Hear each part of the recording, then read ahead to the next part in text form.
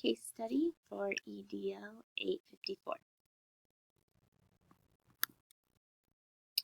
Who is involved? Carl Santos, Mr. Bailey, and Mr. Morley.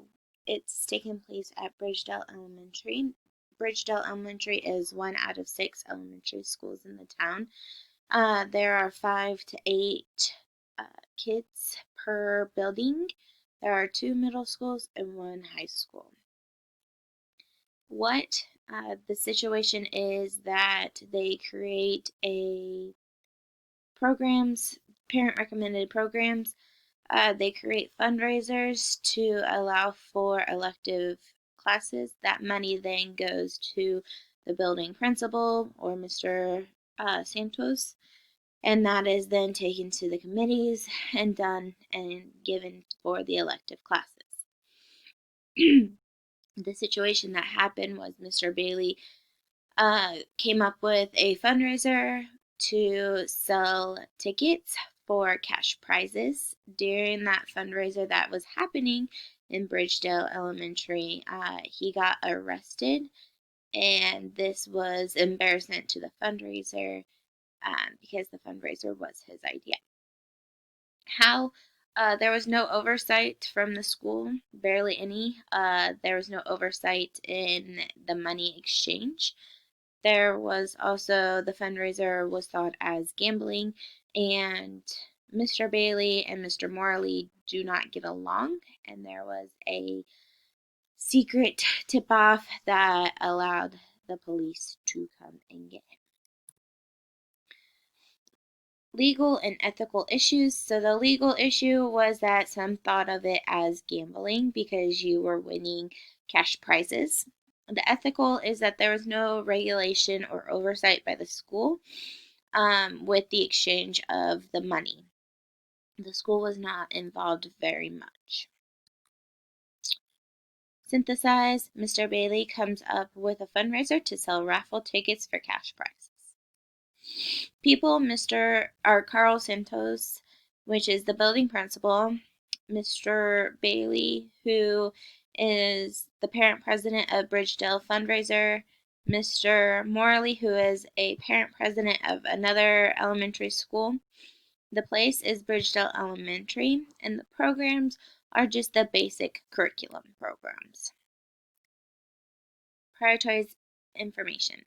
Mr. Santos didn't monitor the situation very closely. Others may get worried that the events at the school will happen like this again, so they won't want to be involved.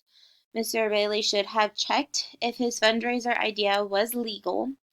The students are the ones who are losing the most because that money went to their elective classes, such as art, music, foreign language, things like that.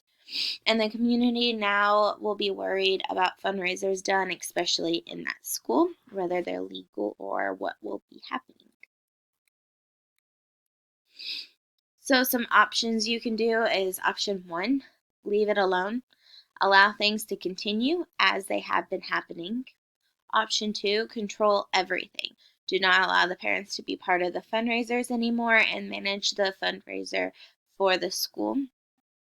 Option 3, more oversight. Allow parents to run the fundraiser. Have it happen to be all approved by the administration, and the administration needs to be looking over everything.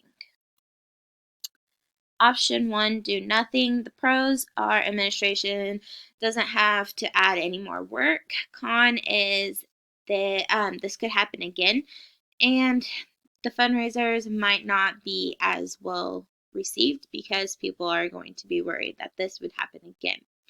Option 2 is complete control. Pros is the administration knows what is going on with the fundraiser.